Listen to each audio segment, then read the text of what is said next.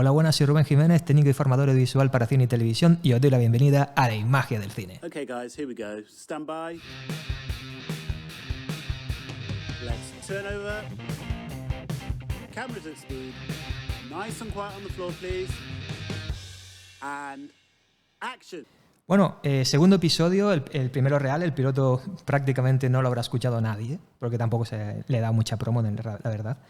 Y hoy estamos con una compañera que estuvo con nosotros en Jack Ryan, en el departamento de COVID, enfermera. Se llama Sara García y, bueno, ¿qué tal, Sara? Buenas tardes. Hola, buenas, ¿qué tal?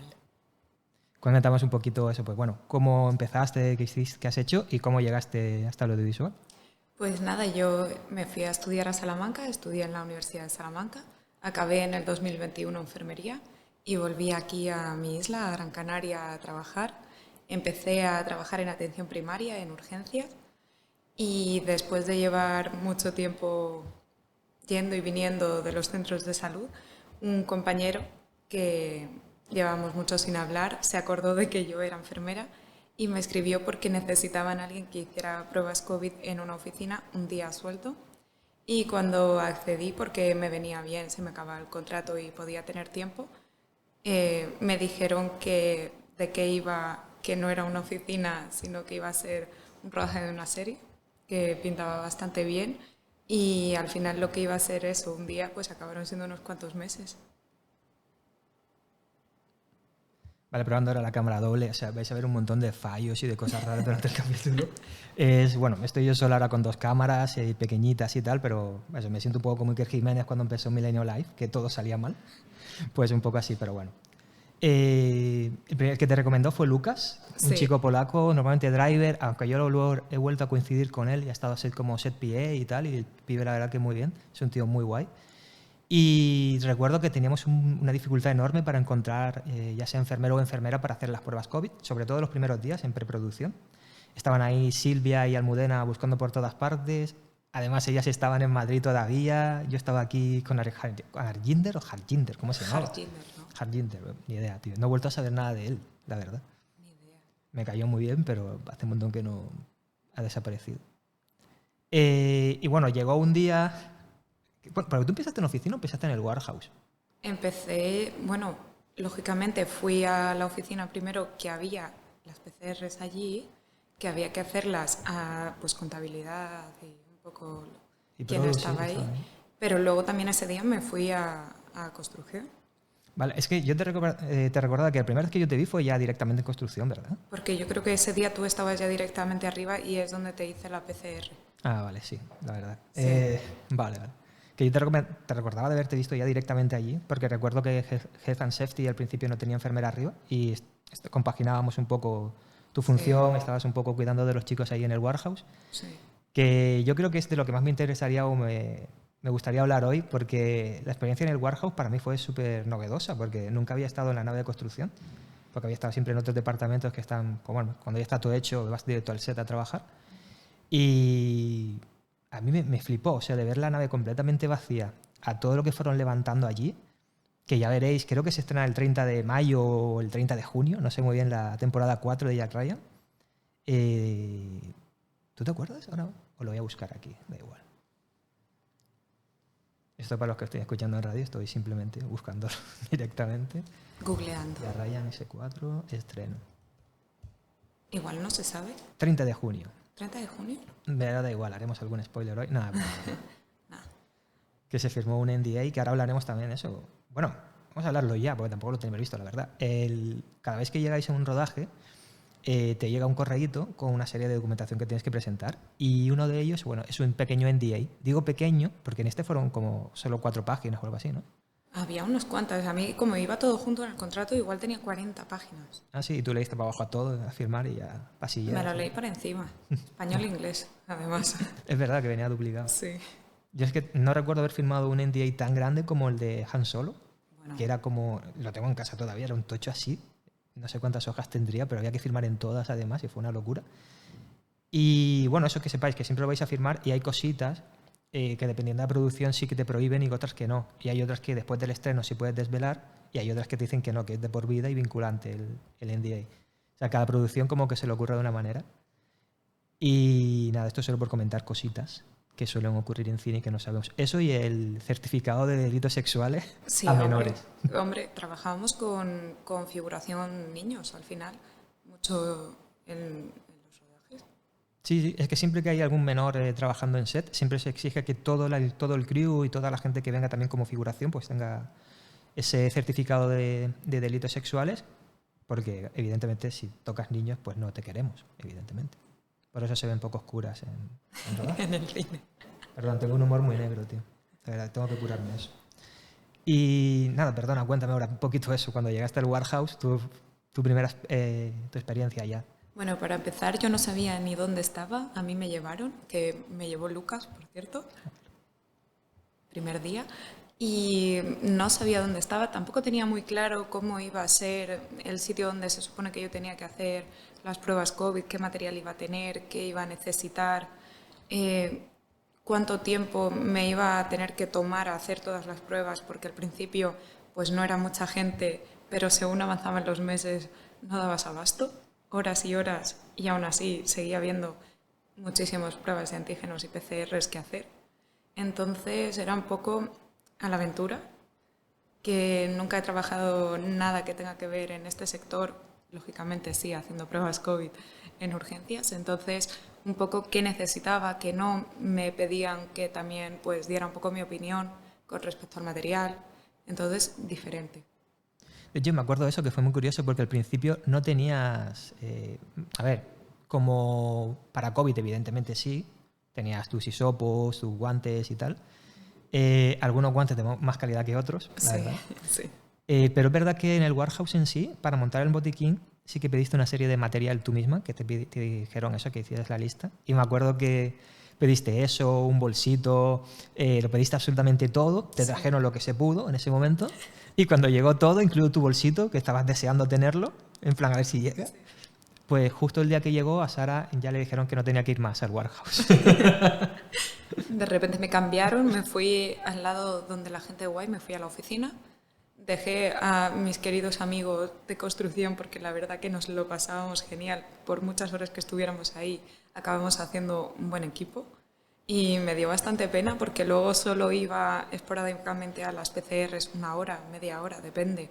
Y yo decía, echo de menos estar aquí también, en realidad. De hecho, una de las cosas por las que Sara me cayó muy bien según la conocí fue que hice alguna referencia... Yo soy muy de un humor muy tonto, pero la verdad que muy tonto. Y me encantan los Monty Python. Y hice alguna referencia de esto y la vi yo. Y ahí dije, esta chica parece que es buena persona, ¿eh? Eso, y luego, comentándome lo de los compañeros de construcción, que costó bastante a nivel COVID que cumplieran con todo, pero cumplieron al final. O sea, fue increíble y nos acabamos llevando súper bien con ellos y tenemos un montón de anécdotas. Algunas se pueden contar, otras mejor que no. Pero bueno, tenemos incluso un ritual nosotros con Mario, el chico de desinfección, el mousse de galleta. Qué rico. Oye, estaba buenísimo. Y ahí manteniendo los 3 metros que había que mantener cuando estaba sin mascarilla en exterior. Y fuera, teníamos que salir fuera ahí al solito a comer el mousse. Sí. Y luego, de hecho, venía Antonio, que Antonio era el jefe de construcción, que ojalá lo pueda tener aquí, porque el capón... Bueno, antes de Jack Ryan estuvo una peli de Wes Anderson, que es esa, creo, la que se estrena el 30 de mayo. Se estrenaba ahora. Idea, y además están dando mucha bola ahora en las redes sociales a cómo haría una peli si fuera Wes Anderson. Y grabando vídeos guapísimos la gente, con todo lo del tema del color. Guapísimo. O sea que igual es por eso, porque se está promocionando ya.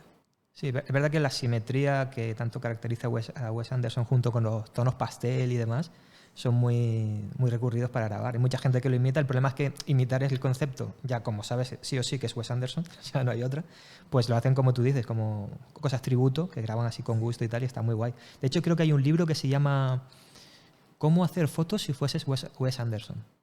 Es probable que no exista así, pero creo que sí, ¿eh? Creo que se llama algo así y está muy guay. Es gente de todo el mundo que hizo fotografías al estilo Wes Anderson, las publicaba en una página de Instagram y ellos sacaron un libro con las que consideraron que eran las mejores y tal. Seguro que si tenéis TikToks habéis visto alguno, porque yo he visto miles, sobre todo aquí en las islas, de gente de aquí grabando en charcos y demás. Súper chulo. Siguiendo con la parte de lo de construcción, teníamos a esos compañeros que habían estado trabajando ahí y que yo quiero tener a Antonio Sánchez si puedo aquí, o ir yo a donde tú estés, Antonio.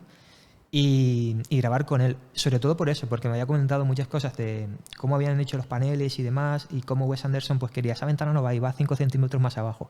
Y ahora no, al final un poco más a la derecha. Y claro, tenían que tirar todo y rehacer todo ese panel. Aún así trabajaban súper rápido, ¿eh?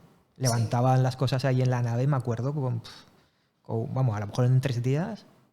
Bueno, de hecho yo necesitaba una mesa y necesitaba una estantería porque, claro, teníamos que pedir, como en todos los sitios de Health and Safety, un desfibrilador, porque es obligatorio. Y de repente dije, hola, necesito una mesa y una estantería. Y a los 10 minutos tenía una mesa y una estantería. Y de hecho, ¿dónde quieres ponerla? O sea, una locura. Sí, la verdad es que todo el equipo de construcción trabajaba súper rápido y era muy buena gente. Pues lo que decía también de Antonio es que nunca se puso la mascarilla, yo creo. A ver, era el que más costaba ponerse. Se la ponía, al principio le costaba más y tal. De hecho, me dijo, déjame tranquilo, ponte a ver Netflix, tío, y ya está. Y fue como, no, Antonio, es que me pagan por que tú lleves la mascarilla, tío. Y al final se la ponía de buen rollo. Yo sé que se la quitaba si según se daba la vuelta, pero como yo ya ahí no lo veía. Ojos que no ven, corazón que no siente. Totalmente. Cuéntame algo sobre compañeros concretos que recuerdes y de cosas... Bueno, las acciones que más hacías como enfermera de Health and Safety en el warehouse. Quitar astillas. Ya lo sabía. Lógicamente ahí se trabajaba mucho con madera porque la mayoría eran carpinteros. Entonces al principio también un poco hasta que llegó un material de guantes que hay veces que es un poco más complicado trabajar con ellos, se lo quitaban, había alguna astilla. Hay alguna anécdota graciosa porque venían y me decían, no, es que tengo una astilla y yo no veía nada. Y luego, por ejemplo, veía algunas mucho más que me decían, no, si esto me lo quito yo. Y yo decía, hombre, no, que para eso también estoy aquí, no solo para meter palos por la nariz. Entonces, había algunos que se hacían los duros. Para mí, de los más duros, sinceramente, era Lalo, ¿eh? Lalo. Bueno, Lalo, por favor.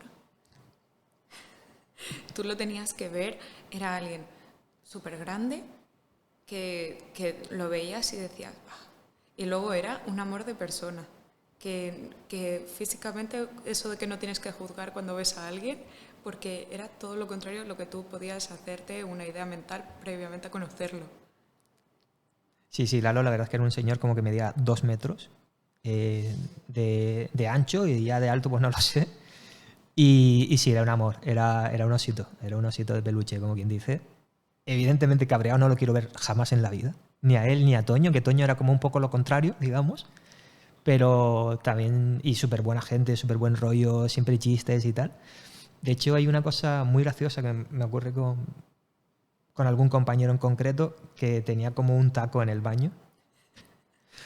Era como el orinar, pues para poder llegar bien había un taco de madera y ponía un nombre de este compañero.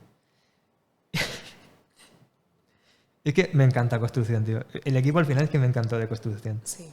Y luego venía mucha gente de fuera, había otros que sí eran de aquí locales, y me acuerdo en concreto, por ejemplo, de Ian, que estaba en carpintería, de Paz, que estaba con él. Sí. Que era de las primeras chicas que entraban en construcción, que no fuera yo, por ejemplo. Yo creo que fue la primera, aunque después vinieron de pintura y demás, que eran la mayoría chicas. Pero yo creo que Paz era la única que trabajaba en la madera. Sí, y luego el trío de José Manuel Fuentes. Bueno, ahí había un remix.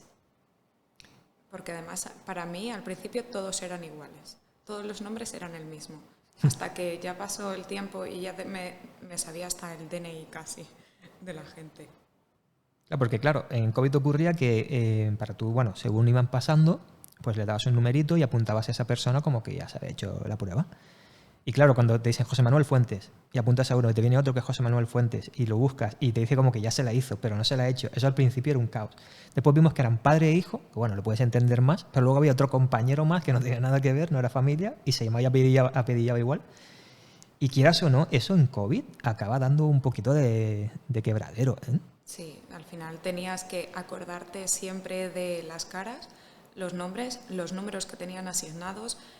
Cuando ya teníamos un código de números para cada PCR, cuando ya era un poco más avanzado, había veces que yo de hecho me sabía las PCRs de cada uno. O sea, no, es que la que acaba en 76 sé que es de, pues quien sea. Entonces, al final acabas desarrollando ese tipo del juego del memory. Totalmente. Y ahora háblame ya del set. Nos vamos ya de construcción. Dejamos ahí 1000 anécdotas que podríamos contar. Serían muy divertidas, pero igual nos meten en algún que otro problema. Así que saltamos directamente al set. Primera vez que llegas a un set, ¿qué ves? ¿Qué te llama más la atención? ¿Qué te llama menos? ¿Qué te esperabas? ¿Qué no? Yo creo que la primera vez fue cuando viajamos a Tenerife. Teníamos que salir del hotel súper temprano, era de noche, nos teníamos que ir en taxi, el taxi se perdió, casi llegamos tarde. Entonces, cuando ya llegamos, yo vi no mucha gente todavía, porque COVID siempre éramos los primeros para montar, pero sí un despliegue muy grande de material, de las carpas que necesitábamos, las mesas, de la capacidad de organización. Y luego ya, una vez entrabas al set, la primera vez que yo entré, que vi cámaras y demás, que tenía que hacer una PCR a un director o algo así, me alucinó el hecho de todo el silencio, todo lo riguroso que tenías que ser, pasa por aquí no, no espera, es que ahora van a empezar a grabar. Entonces todos los PAs pues decían, yo qué sé, pues que las palabras X, rolling, no sé qué, y yo así mirando y diciendo, bueno, ¿y ahora por dónde tengo que pasar para llegar hasta el director? Porque en teoría no podríamos estar ahora mismo aquí sin su PCR. Sí, sí. De hecho, creo que estando en Tenerife, que yo me quedé en Gran Canaria cuidando de la oficina, que coordinaba aquí mientras vosotros estabais allá, y me resultó también curioso el hecho de que, a ver, ahí, por ejemplo, hubo un despliegue enorme en el casino, que hubo una sala en el centro de convenciones y, bueno, se reconvirtió en casino. Y ahí llegó a haber como 1000 figurantes, creo, ¿no? Sí, teníamos, necesitaban figurantes casi de cualquier tipo, pero sobre todo asiáticos. Y entonces ahí era una locura para COVID, por ejemplo, desde mi punto de vista, de quién era quién se había hecho la PCR. Todos eran iguales para mí. Yo ya no sabía cuántas horas llevaba viendo a gente. Y organizar que llevaran mascarilla, el maquillaje, porque luego pasaban con los compañeros de peluquería y maquillaje. No, es que la mascarilla así, puesta no sé cómo, para llegar. Que estuvieran separados a la hora de las comidas, porque también, como lógicamente para comer no tienes que llevar mascarilla, todo el trabajo de los compañeros de los PAs, de no, es que te tienes que separar, no sé qué, una locura, imagínate, con 1000 personas ahí, y no solo figurantes, ya luego toda la crew, que también lo tenían que cumplir, que aquí nadie se libraba. Entonces, imagínate. De hecho, configuración siempre me ocurre a mí un poquito, porque suelo trabajarla más cuando estoy en dirección, y son como gente súper maja, pero claro, hay que entender que no son del mundo del cine. A ellos no les llegó el protocolo de COVID entero o se les comenta día tras día tras día, sino que solamente lo van a conocer ese día en el que están ellos ya jugando. Entonces, claro, había un máximo por mesa. Había que separar cada mesa entre X metros. O sea, que COVID es un departamento que de fuera parece que no se trabaja nada y cuando estás dentro se hace muchísimo trabajo en realidad, tanto de organización como de intentar que se cumpla esta otra parte de COVID, que es compliance, que se dedica precisamente a esto, a que tengan mascarilla a mano, a que mantengan las distancias donde haya que mantenerlas, a que lleven la mascarilla puesta. Y el tema de las comidas, evidentemente, cuando sois 1000 figurantes, que además estáis como más en piñita, porque no estáis un poco como fuera de lugar, digamos, porque todo el crew al final, y más en una serie como Jack Ryan, básicamente ha trabajado antes en cine o en televisión para plataforma. Y al final sabe un poco cómo se tiene que mover y ya tienen como esa piña y saben dónde tienen que estar situados. Pero la figuración llega allí y hay un chico que le dice, ponemos aquí, se arriman todos, esperan, hacía calor. O sea, es un coñazo, la verdad. Sí. Imagínate que te sueltan ahí, tú te sientes un poco como ganado también, yo creo, de no, solo puedes estar aquí, no, hay turnos para comer, que tú desde tu punto de vista, desde el trabajo, lo entiendes, pero cuando llegas ahí es normal que la gente se quedara un poco a cuadros. Pues sí, literalmente. Y luego, estando en Tenerife, ¿cuál fue la cosa más loca que te tocó o a nivel, no sé, de PCR? Porque algo que sí ocurre también en COVID es que a las 11 de la... O sea, la gente se pone mala cuando le da la gana, o sea, no respeta horarios. O sea, se pone mala cuando le da la gana. O sea, 11 de la noche, pues algún actor que tenga que hacerse PCR porque tiene dos golpitos de tos y ya se asusta, o has tenido alguna cosita así allí. Hombre, he tenido que irme desde el norte, desde Santa Cruz, y bajarme a Deje, a la otra punta al hotel, porque había que tener una PCR hecha que luego había que llevarla a una máquina y tardaba, no sé cuánto era, 1 hora, que la tenías que meter tú porque tampoco sabías. Entonces levantarte a las 4 de la mañana también, llegar hora y pico de coche, hacer la PCR, volverte a ir y luego dar el ok para que empiece. Y luego pues, en Jack Ryan tenemos a John Krasinski como protagonista, que era este de The Office. Si ha hecho algo más, lo siento, John, no lo sé. Y luego estaba Wendell Pierce. Wendell Pierce, sí. Qué maravilla, que es uno de los detectives de The Wire, una de las mejores series de la historia de la humanidad que tenéis disponible en HBO, de hecho. Sí, un crack, buenísima persona, súper cercano. A mí me sorprendió la primera vez que lo vi, de hecho, que él no sabía que tenía nadie que ir a hacerle una PCR y de repente aparecí yo en el hotel tocándole a la puerta y él me decía, ¿a quién buscas? Y digo, creo que a ti. Pero siempre muy majo, ¿no? Siempre. Yo con él sí me quedé con la pena, porque él no vino luego a Gran Canaria. Aquí vino Michael Peña, vino ¿Michael Kelly? Michael Kelly, que es un crack. Michael Kelly me parece el mejor. Estuvo en la serie esta en Mallorca también, en Lions. Sí, sí. Es amigo de Almu, de hecho, cuando se enteró que... Bueno, Almu se enteró que iba a esa serie, se escribieron por WhatsApp y tal, y súper guay. Y a ellos sí los vi más y los conocí. Pero no vino Krasinski, vino el doble. Sí. Y no vino Pierce, que fue para mí mi pena, tío. Porque de The Wire sí que era más fan. Sí. Además, muy guay. Me veía, se acordaba, no de mi nombre, pero sí de mi apellido, con lo cual es gracioso porque decía García en vez de Sara, cuando normalmente era al revés. Entonces sí tengo muy buen recuerdo, muy cercano. Igual que John también. O sea, el último día que estuvo grabando, que vino a hacerse la PCR donde el resto de los mortales, llamó la atención a todo el mundo, estuvo conmigo hablando, la gente un poco flipando de qué hace aquí John Krasinski con todos los demás. Sí, como soy normal, pero siéndolo, ¿no? Sí. Es que, porque hay actores que a veces los ves que es como, quiero ser normal, y se te acercan de una manera y tal, y quieren ser normales, pero no pueden. O sea, hay veces que es que no les sale, no porque no quieran, sino que siempre se les intenta tener como una burbuja, y hay gente a quien se le permite salir más y hay gente a la que directamente no pueden. Yo me acuerdo aquí en 2016 que vino Brad Pitt. Sí. Y él decía que no quería gente de seguridad, que él quería ser normal. Y claro, eso para seguridad era, vale, pues te vas a una cafetería y tranquilo, tú estás solo, tú eres normal, pero hay 3 de los nuestros que se van a sentar cerquita tuya intentando que no te des mucha cuenta. Eso es lo más normal que puede ser. Así que siempre me gusta cuando se acercan así. Y Sara, habiendo vivido esta experiencia de set, de trabajar esas 12 horas, de esas 14 horas, a veces más, porque en COVID siempre hacéis pre-call. Pre-call es, si la unidad está citada a las 8, pues tú tienes que estar antes. Y a lo mejor, si hay una citación a las 8, COVID está desde las 5, por ejemplo, a veces 6, depende también la localización, si se ha estado antes, si está todo montado o no. Y cuéntame algo, que yo eso no lo viví bien. Lo viví aquí en Gran Canaria, pero no era igual. De cómo era... Sé que soy un poco cabrón, las cosas como son, soy un poco cabroncete. Pero háblame de Barnabás, de nuestro unit manager. Madre mía. Saber que tienes que estar a 1 hora allí, con todo montado, porque los compis de compliance tenían que tenerlo montado lógicamente, y decir, vale, es que vamos a ser tantas personas, necesitamos 3 mesas, porque en una pongo las PCR y en otra el material, y en otra tienes que estar el compañero, el PA, pidiendo los nombres y sabiendo quién viene, y que de repente solo haya una mesa, no haya silla, o hayas pedido que la carpa esté puesta en un sitio y él, como no le gustaba verlo puesta en otro, y luego tener que moverlo y que encima te hablara de aquella forma. Nuestro compañero era húngaro, ¿no? Era húngaro, sí, sí, un húngaro además... Un húngaro que tampoco te entendías muy allá con él, porque yo húngaro no hablo todavía.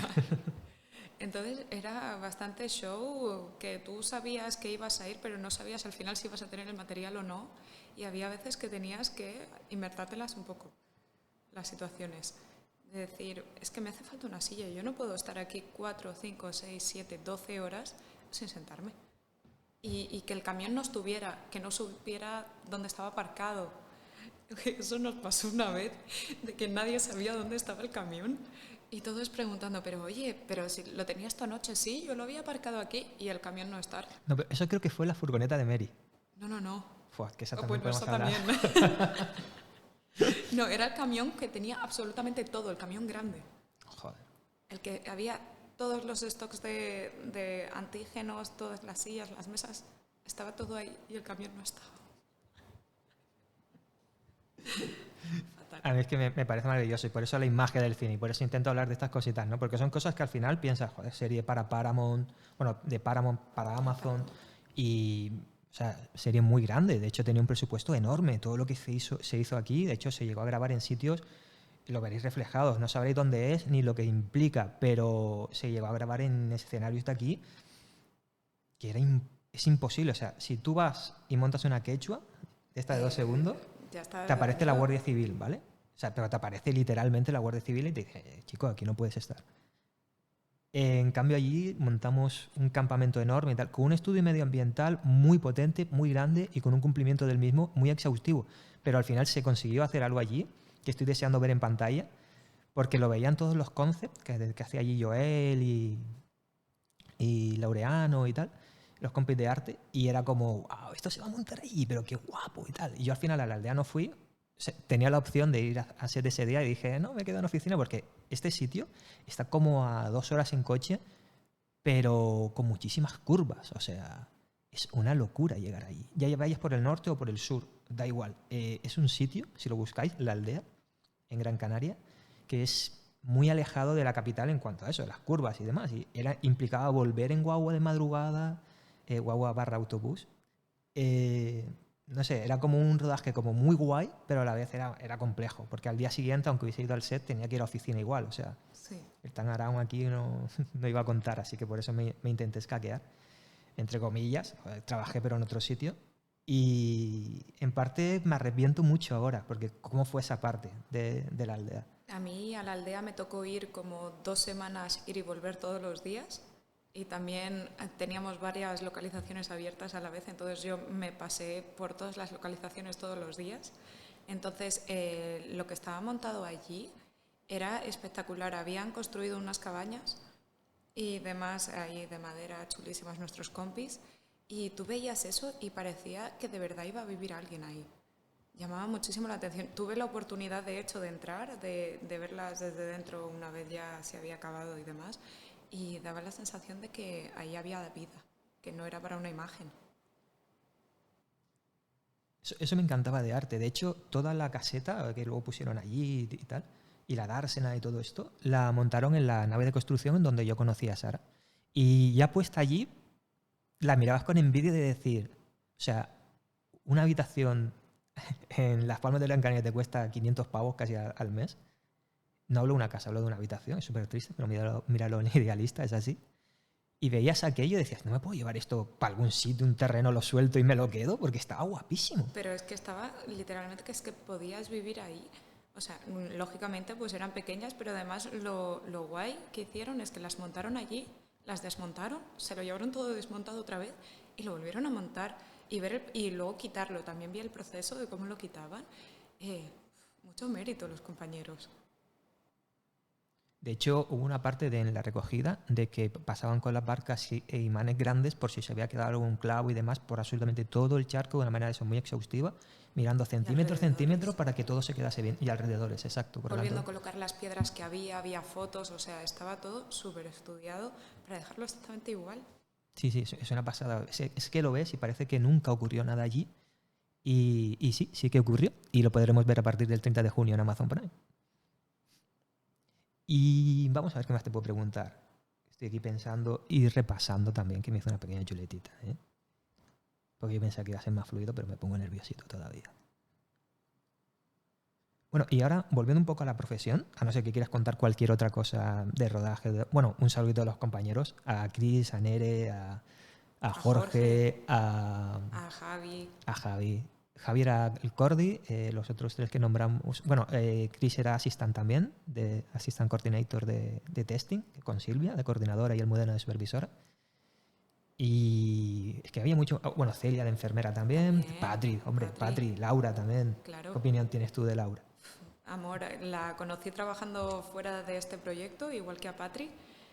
Nos conocimos trabajando en urgencias y cuando hubo oportunidad de, oye, ¿conoces alguna enfermera que pueda estar disponible? Enseguida a mí se me vinieron a la cabeza. Las dos son increíbles. De hecho, Patri está ahora en Tenerife, en una producción ahí. Y Celia también, es Sí, verdad que está con ella. juntas. No sé si Goyo está trabajando con ellos o fue que... Porque Goyo era otro compi allí de otro enfermero.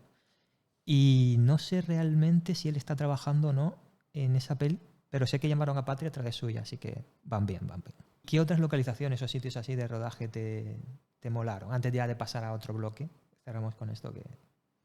Cuando estábamos aquí en la isla, que teníamos diferentes localizaciones a la vez que en el sitio este chulo de las cabañas, teníamos en uno de los hoteles aquí, que tiene bastante nombre y demás, se colocó unas puertas que era para grabar, para entrar a un hall, creo, que daba pie a una escena en un casino que es donde los figurantes y demás, que fue en otra isla. De hecho, el rodar que estaba dentro, pero la imagen era desde fuera y aquí. Correcto, que eso es parte de la magia del cine, pero también lo contamos, porque cuando se desgrana se convierte en magia, porque había muchísima gente allí. Recuerdo, de hecho, que el Tech Base era enorme, Sí. que fue cuando fueron los militares también por allí. Una locura, que me tocó ir a mí al cuartel también a ¿Ah, sí? hacer las Eso no Fui lo yo. sabía, eso no Fui lo yo. sabía yo. Cuéntame, cuéntame. Nada, pues me tocó ir a la base militar. Los compañeros me pidieron muchos permisos porque ahí, lógicamente, un civil no puede entrar sin, lógicamente, ahí mogollón de papeleo con el coche y todo esto, dar la matrícula, llegar allí, que viniera el teniente que estaba a cargo, llevarme en un coche militar hasta adentro y uno por uno los compañeros súper agradables, también pues nombre, apellidos, PCR y demás, y que luego verlos otra vez en el Tech Base y decir, anda, pero si nos vimos hace una semana, ¿qué tal todos? Qué guapo eso. Y una preguntita. En el piloto hablaba sobre los advisors, tanto como los militares, que también teníamos varios aquí, tanto marines como nacionales, aquí españoles. Y tenemos un CIA advisor. ¿Tú llegaste a hacerle alguna PCR a la gente de la CIA, ex agente de la CIA, que se paseó por ahí por los sets? Pues probablemente, me refiero a... Hay muchos nombres que trabajaban ahí y demás, y al final siempre te tocaba un poco moverte con todo el mundo. Te daba igual que fuera tu compañero al actor principal, que sí. Siempre te tocaba el de los marines también, agradabilísimo, nuestro colega Kiwi. Kiwi. Uf, bueno, Kiwi e Iñaki, que los dos eran geniales. ¿Y cómo se llamaba este hombre que medía aún más que Lalo? Que también era marine, que era el que siempre estaba con Kiwi. Ay, Un nombre griego, creo. no, griego no. ¿No era griego? Yo creo que era griego. Era griego. Aunque... Costas. No. Ese es el No, único... Costas... Era arte, por eso. Ese era de arte. Es que ese es el sí único era, que ese sí era griego. recuerdo de nombre No, griego. era Anapoulos o algo así, el chico este de Marina. No sé, seguro que si alguien del equipo está escuchando esto, dice, pero señor, pero si era... Digo, No me acuerdo. ¿era Que ahora, tantos nombres? ¿sabes lo que está haciendo ese chico ahora? Ahora está trabajando en el mar Báltico. Creo que era en el Báltico, la verdad que no me acuerdo ahora. Salvando delfines o algo así. Qué guay, qué Sí, sí. cambio. En rollo, cuando van barcos a molestarlos, pues como que hacen acciones en contra de esos barcos, digamos, algunas más lícitas que otras.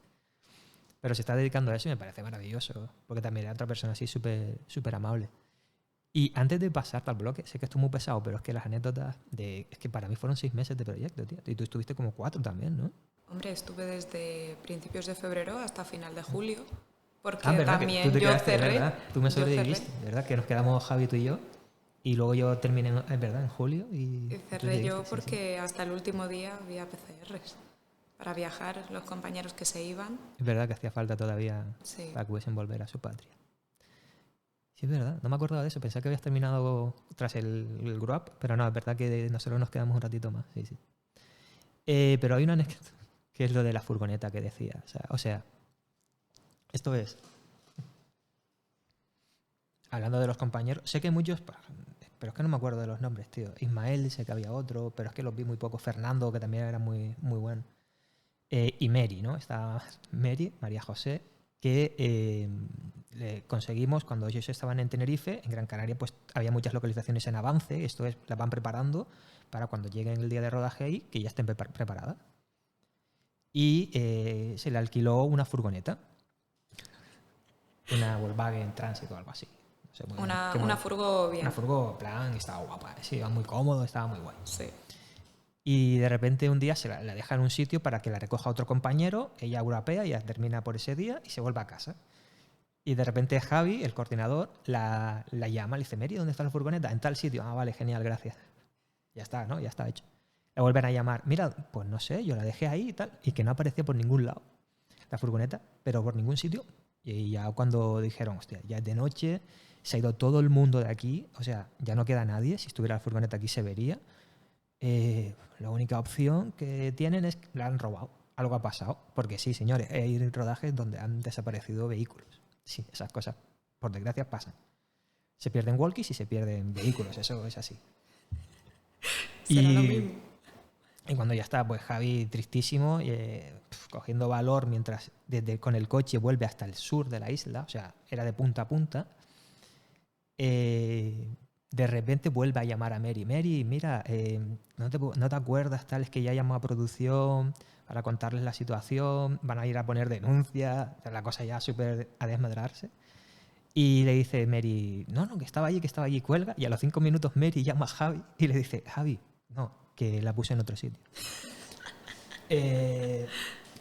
La puse en otro sitio y ahora me acordé. Perdón. Pues nada, ya tuvo que ir, creo que fue Ángel, que era otro de los compis también estaba Ancor. Es que éramos un montón de equipos, tío, no me acuerdo de todo, la verdad. Era una crew muy, muy larga. Y ya tuvo otra vez pues Ángel que subir hasta arriba del todo a por la furgoneta para luego volver a bajarla, tal. Y se lió muchísimo. De hecho, Javi me llamó a mí y estuvo hablando conmigo como... Yo era su asistente y estuvo hablando conmigo como 30 minutos en plan, estoy hablando contigo por no hablarlo con ella, ¿sabes? Por no matar a nadie. La magia del cine también.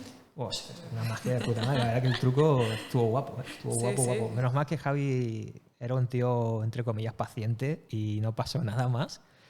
Pero perder una furgoneta, y además creo que fue su primer día o uno de sus primeros días después de venir vosotros de Tenerife.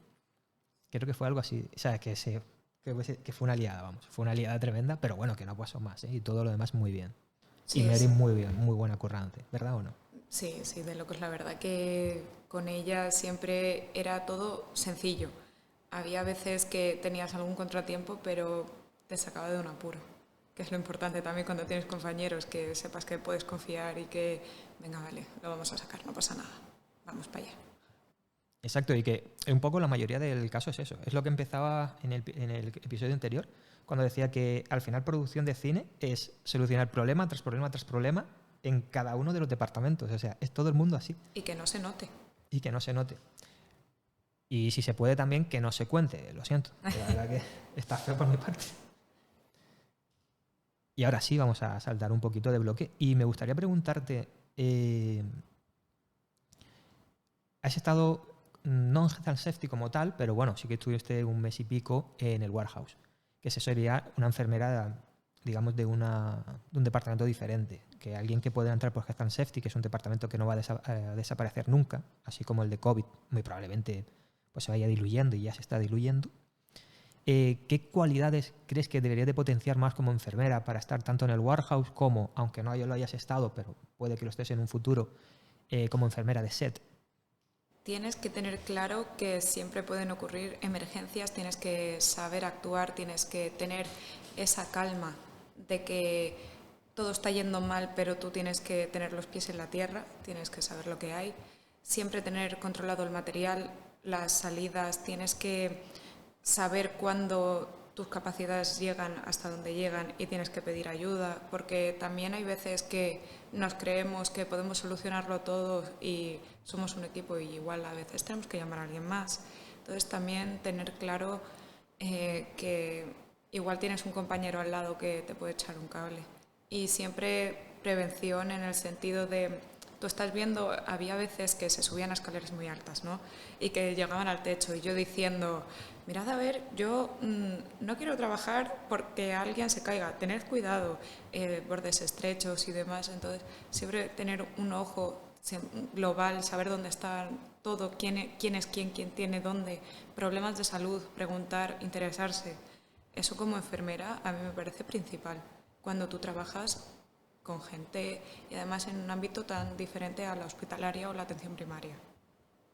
Sí, porque también es verdad que cuando ya estás en una atención primaria, pues ya te llega la persona con el problema. Espero que se esté escuchando bien, porque si no, qué cagada, pero bueno. ya llegas a la persona con el problema y tienes medios para atenderla. Y aquí estás, digamos, con una manera portable, pero que a la vez sea efectiva para que puedan seguir trabajando.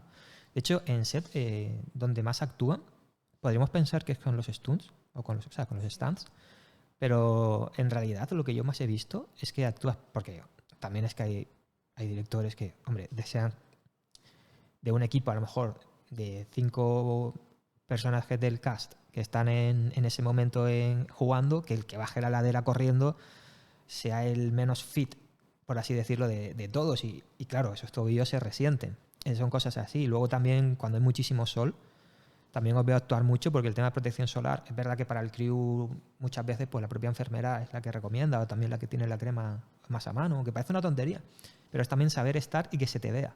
Y hidratación, por ejemplo, siempre decir, oye, agua, tal, cuando había muchísimo sol, cuando estábamos en el sur y demás, eso era súper importante, que hay veces que se nos olvida cuando trabajamos, incluso a nosotras mismas, y tienes que mirar también por ti. Pues sí, sobre todo ese último punto de cuidar al cuidador, ¿no? Como quien dice, me parece también muy, muy interesante y que muchas veces es la parte que más se echa en falta. Y Sara, echas un poco de menos, porque yo sé que ahora estás trabajando en la unidad de neonatos, o sea, estás súper contenta ahí, se te ve que te gusta lo que haces y demás. Y que te sientes muy útil, evidentemente, en un hospital. Pero también que los compañeros y compañeras de tu profesión sepan que no solamente existe el hospital o la salida meramente de un centro sanitario, sino que tienen más opciones, tanto en empresa como directamente aquí en el mundo audiovisual. ¿Qué le dirías a estas enfermeras que igual se plantean o que no están tan cómodas en la situación, si le recomendarías o no el mundo del audiovisual? Y luego decirme si tú, de vez en cuando, echas de menos eso del rollito de estar en un basecamp o de estar en un set. Vale. ¿Qué les diría? Les diría que hay tantas opciones que, sobre todo a la gente que cuando acaba de terminar, que estás un poco perdido, como me podía haber pasado a mí cuando llegó esta oportunidad, que no las dejes escapar, que hay veces que esto te pasa una vez en la vida, que no sabes a lo que te vas a enfrentar, pero que eso te va a dar a ti, al final, un recorrido que también vas a poder utilizar como yo ahora. Igual trabajar bajo presión muchas horas te ayuda, entonces que te lances si tienes esa oportunidad. ¿Que lo echo de menos a veces? Pues claro. El rollo de con el equipo, estar allí, los amigos que haces, las horas que te pasan, los ves más que a tu familia. Al final, siempre intentar tener la buena cara, siempre intentar ayudar y ser lo más útil posible. Sí, lo echo de menos. Cierto que igual no salvaba vidas como uno se imagina en un hospital, que te entra una urgencia y demás, pero sabes que también estás ayudando a que la gente se entretenga en su casa, o la gente que está en un hospital porque ha visto la serie en la que tú has ayudado, en la que también está tu nombre, aunque sea chiquitito. Eso también se echa de menos. Bueno, son los consejos de Sara y la percepción. O sea que la vida de set es dura, pero está guay. Esa es la definición real, yo creo, del set, que es muy duro. Hay veces que estás en medio de la pelea y llevas ya 3 meses y estás en plan, a ver si acaba porque necesito un break. Sí. Necesito un break. Y al final, cuando acaba, dices, ¿y qué hago yo ahora? ¿Sabes? Cuando se acaba, los primeros 15 días estás guay, va a vacaciones, relax, pero luego dices, ¿y qué hago? Con lo guay que estaba estar tan ocupado en la mente, que yo a veces digo, me tiro de los pelos, porque igual eran las 12 de la noche y entrabas, no sabías cuándo volvías a entrar otra vez, porque todavía no había un call sheet. Entonces decías, bueno, pero también a veces echas un poco, tienes morriña. Sí, y también pasa mucho el que pasan esos 15 días que dices, te sientes ya mejor y tal, y de repente dices, miras al teléfono como diciendo, ¿por qué no suena? ¿Sabes qué se está moviendo por ahí? Y te entra una incertidumbre. Porque eso sí es verdad, que muchas veces aquí vimos con esa incertidumbre y cuándo será el siguiente. Evidentemente hay muchísima gente que no tiene esa incertidumbre. Hay cordis de product que no lo tienen, line producers que no lo tienen, porque ya tienen garantizado el siguiente proyecto antes de terminar Pero lo normal es que acabe el proyecto, te hayan hablado de 3 o de 4 que sí, que te quieren contar contigo, que te van a llamar, pero al final, en lo que te llaman, si de final te llaman, se hace más duro, ¿eh? Se hace más duro. Pero bueno, vale la pena y al final siempre vuelve a sonar. Y esto también es un poco así. A veces no te para de sonar y estás 1 año y medio sin parar de trabajar día tras día y a lo mejor luego tardas 2 meses en empatar el siguiente y sé que no es lo mejor porque te gustaría saber, dentro de 2 meses tengo algo, me voy a pegar unas vacaciones, el tiempo no lo disfrutas igual cuando tienes esa incertidumbre, pero sí que no te preocupes que al final vuelve a sonar. Desde que estás en 2 o 3, y más si es seguido, es muy difícil ya que salgas, a no ser que la hayas liado mucho o que hayas hecho algo muy, muy malo. Y aún así, porque yo tampoco quiero nombrar, ¿no? Pero sí que hay veces que ves algo que dices, esto igual no tendría que haber pasado así. Red flag. Y esa persona se va, pero luego vuelven a contar con ella, ¿eh? Hay veces que no te explicas el porqué y hay veces que dices, bueno, un proyecto malo lo tiene cualquiera. Todos tenemos derecho a tener un proyecto malo. Pero bueno, es que nos miramos y sabemos de quién hablamos y es complicado, es complicado. Pero bueno, y nada, yo la verdad que por mi parte creo que nada más, porque sí, ahora que no va a llamar, te diré que iba a llamar Laura, que era una de las compañeras de una enfermera también, pero sé que no ha podido. No pasa nada. Al menos vino Sara y no me vi yo solo. Sí. Y espero que esto, te digo, no suene muy mal, perdonadme si es así, es probar por probar todavía. No es el piloto, pero es como una especie de piloto. Es primera entrevista, un setup nuevo, que lo que quería es que fuera muy ligero, muy fácil de llevar a cualquier sitio, porque la idea es viajar, por ejemplo, a Madrid y entrevistar allí a algunos compañeros también de profesión muy guays. Uno en concreto es de la vieja guardia y es de los que tiene anécdotas para contar como nadie, es de los que realmente ha levantado parte de este sector en España y creo que esa también va a estar muy bien. Entonces la idea era esa, hacer un poco de ruta. Y si todo va bien, pues también ir fuera. Que sí, que es verdad que no es lo mismo cuando ya es directamente en inglés o tal, pero sí que pueden ser cosas muy interesantes. Nada, quedaría la parte de Martini, que Sara se despida como ella prefiera y contando lo que ella quiera. Y nada, que te deseo lo mejor. Igualmente. Me ha hecho mucha ilusión que hayas pensado en mí y que la primera entrevista haya sido yo. No me lo esperaba, no me esperaba este proyecto tampoco y cuando me lo comentaste me pareció muy guay. Así que seguro que si algún compañero tienes en mente que venga, va a venir y se lo va a pasar muy bien. Con lo cual espero que así sea y poder escucharlo y verlo, que ahora tenemos imagen. Pues sí, muchas gracias, Sara, muy amable. Qué guay, sí, sí. Pues nada, vamos a pasar a Martini, que es con lo que solemos acabar el podcast. Perdonad que tampoco he mirado a cámara, o sea, qué desagradable. O sea, esto tiene que ser un horror. Esto tiene que ser un horror de programa, pero da igual. La cosa es que está, y es lo que siempre recomiendo cuando vas a hacer algo, hazlo como puedas y no como quieras. Y en esas estamos, así que nada, nos vamos a Martini, que es esa reflexión final con la que cerramos cada episodio, y ya después de eso nos vemos en el siguiente, que ya sé cuál es el invitado. Y está en Tenerife ahora mismo también, en la misma producción que Patricia. Y es un diseñador gráfico. Se llama Miguel. Un besito, Miguel. Miguel Okay, Martini coming up. En este Martini, que he titulado Ponerse en la piel del otro, me gustaría hablar sobre la crítica. Es algo que, tanto la crítica como la censura y la queja, es algo que habitualmente vemos en la sociedad en general y en cualquier gremio, en cualquier trabajo, ¿no? Pero que en el cine en concreto se da bastante. Y es bastante doloroso muchas veces, porque ves que es injusto. Hay veces que las decisiones de criticar, de censurar o de quejarse nacen desde una posición de comodidad, o no de comodidad, pero sí una situación distinta a la persona a la que se critica tiene. Quiero decir, desde la comodidad, por decirlo de alguna manera, de la oficina, cuando intentas dar por buena o no alguna decisión que se ha tomado en el set, sin tú saber de primera mano qué condicionantes ha tenido esa persona, qué ha visto, qué ha tenido que hacer para poder salir adelante, arrancar en hora o lo que sea, estás tomando decisiones que igual son un poco injustas. Porque quizás si tú escucharas lo mismo que él, si tú vieras lo mismo que él, si tú estuvieras donde él está, hubieses tomado la misma decisión. Y esto lo dejo ahí un poco más a la reflexión. La reflexión de cada uno en la que, pues bueno, que haga autocrítica y que piense si a la hora de criticar tiene toda la información. Porque cuando no se tiene y se lanza un juicio, y más cuando se hace de una forma hiriente, o cuando se hace pero no se hace ni siquiera directamente a la cara, sino que luego se hace con otros compañeros, incluso algunos otros superiores, y queda en entredicho la figura de esa otra persona que ha sido criticada. La verdad es que se dan situaciones muy desagradables en general y muy injustas. Y esto es en particular algo que a mí siempre me ha llamado la atención, la herencia cultural que tenemos, esta cultura, esta costumbre, digamos, ¿no?, de encontrar fallos en los demás y de encontrar también culpables, porque claro, si el culpable es otro, entonces no soy yo. Entonces yo estoy bien, yo me he salvado y ya está, que sea lo que tenga que ser. Y eso me parece bastante peligroso. Me parece muy peligroso y totalmente innecesario en la mayoría de situaciones. Yo no digo que no se tenga que criticar, digo que la inquina con la que se critique es un arma de doble filo, porque en la otra persona, la que es criticada, aparte de sentirse herido, lo va a recordar mucho más tiempo y le va a doler mucho más tiempo.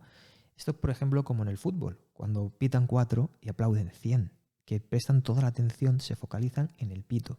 Y cuando acaba el partido le preguntan al jugador, ¿qué te ha parecido que te piten? Hostia, lo han estado aplaudiendo 100 personas y le han pitado 4. Y todos nos fijamos más en eso, en lo que nos da dolor. Y eso nos haga o no sentirnos mal o nos remueva por dentro, sí que dura mucho más dentro de lo que dura el halago. Y eso no sé hasta qué punto es perjudicial para todos. Creo que lo es para todos, para la persona que critica, para la persona criticada y para la dinámica de equipo. Al final, si te pones a pensarlo, eso es lo que hacen todos los tontos. O sea, absolutamente todos los tontos critican, condenan y se quejan de los demás. Todos. Hay algunos que no son tontos que también lo hacen, pero lo hacen de forma más esporádica.